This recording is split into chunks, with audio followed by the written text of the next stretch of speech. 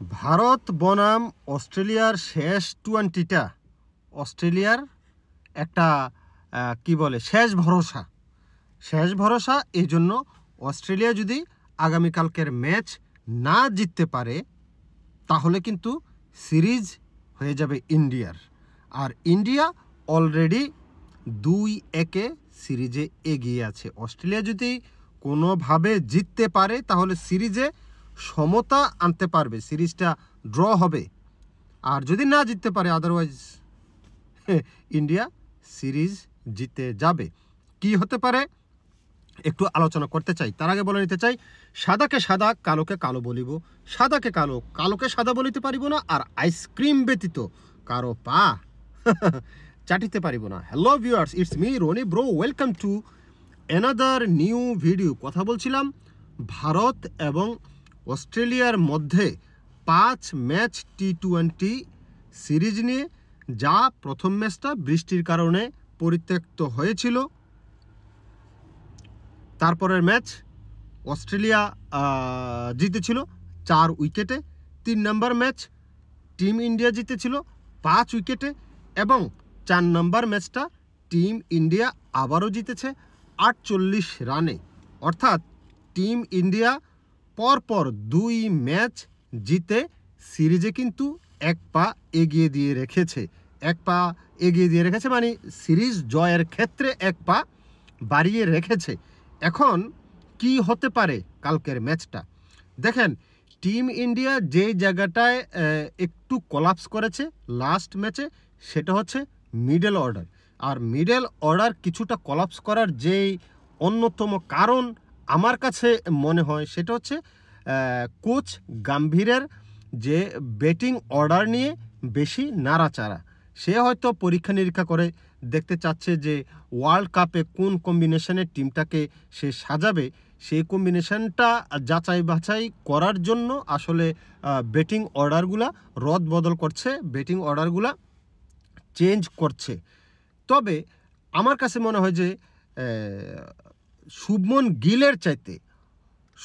গিলের চাইতে more effective cricketer হতে পারতো জেসওয়ালকে আসলে তার যোগ্য সম্মানটা দেওয়া হচ্ছে না, কিংবা একটু যদি ক্লিয়ার করে বলি বা ভদ্র ভাষায় বলতে চাই, তাহলে আসলে শুভমন গিলের জায়গায় জেসওয়ালের প্রাপ্য সম্মানটা জেসওয়াল পাচ্ছে না। জেসওয়াল যেই মানে ক্রিকেটার, শুধুমাত্র যদি তাকে আসলে টেস্ট খেলানো হয় তাহলে তার কাছ থেকে সবচাইতে বেস্ট পারফরমেন্সটা আসলে টিম ইন্ডিয়াই বঞ্চিত হবে। জেসওয়ালের ব্যাটিংয়ের ধরন, তার অ্যাটাকিং ক্রিকেটের খেলার যে ধরন আছে, সেটা টি-20 সুলভ, ওয়ানডে সুলভ। কিন্তু জেসওয়ালকে যদি ওয়ানডে তো সুযোগ না দেয় কিংবা টি-20 তো সুযোগ না দেয়, শুধুমাত্র টেস্ট নির্ভর ক্রিকেটার বানিয়ে রাখে, তাহলে কিন্তু টিম ইন্ডিয়ারই লস। একটা উজ্জ্বল একজন প্রতিভার তারা মাঠে দেখতে পাচ্ছে না, এটা টিম ইন্ডিয়ারই লস। শুভমন গিল ওয়ানডেতে আমার কাছে মনে হয় যে ভালো, বাট টি-20তে আমার কাছে মনে হয় না যে জেসওয়ালের চাইতে এফেক্টিভ সে। এনিওয়ে, যেহেতু এই সিরিজে গিল খেলছে এবং আমার কাছে মনে হয় যে টিম ম্যানেজমেন্ট সামনের সিরিজও গেলকে খেলাবে। শুভমন গিল, সরি, সংসারে মন নাই, আফসোস। আম কাঁঠাল খাইতে হবে, এছাড়া কোনো আমি উপায় দেখতেছি না। সংসারে একেবারেই মন নাই, আফসোস। দেশের বাড়ি চলে যেতে হবে, যাই আম কাঁঠাল খাইতে হবে। শুভমন গিলকে গেল বলে ফেলছি।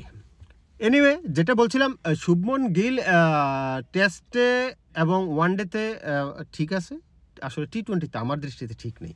তারপরও কালকের ম্যাচে হয়তো শুভমন গিল এবং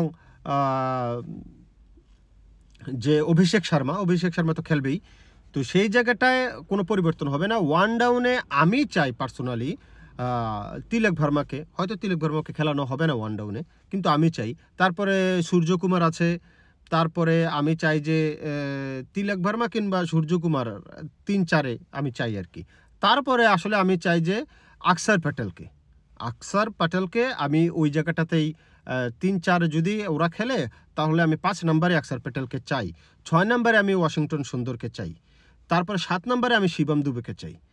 ওই জায়গাটাতে হচ্ছে আমার কম্বিনেশন হচ্ছে এইটা, কিন্তু হয়তো এই প্লেয়ারগুলোই খেলবে, কিন্তু ওদের ব্যাটিং অর্ডার হয়তো গাম্ভীর আর একটু যাচাই বাছাই করার জন্য চেঞ্জ করতে পারে।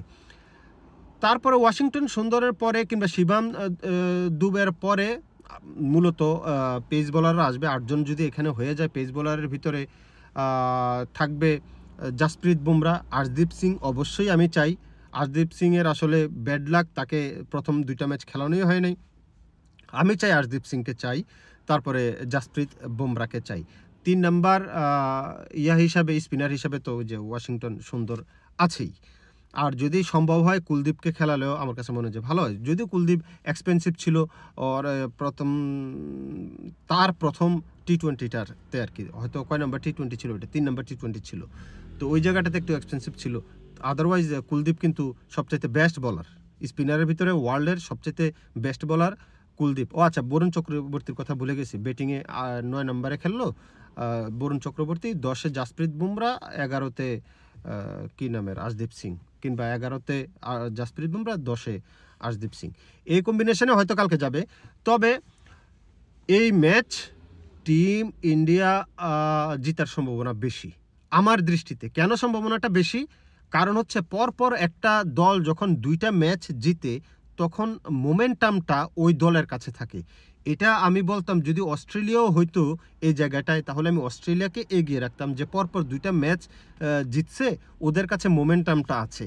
তো এই জায়গায় যেহেতু টিম ইন্ডিয়া পরপর 2টা ম্যাচ জয়লাভ করেছে, সুতরাং তাদের কাছে আসলে মোমেন্টামটা আছে। এই মোমেন্টামটা ক্যারি করে টিম ইন্ডিয়া যদি কালকে আগে ব্যাট করে এবং 180+ স্কোর করতে পারে, লাস্ট ম্যাচে 180+ করতে পারে নাই, কিন্তু বোলিং নৈপুণ্যের কাছে কিন্তু টিম ইন্ডিয়া জিতে গেছে, অস্ট্রেলিয়া হেরে গেছে।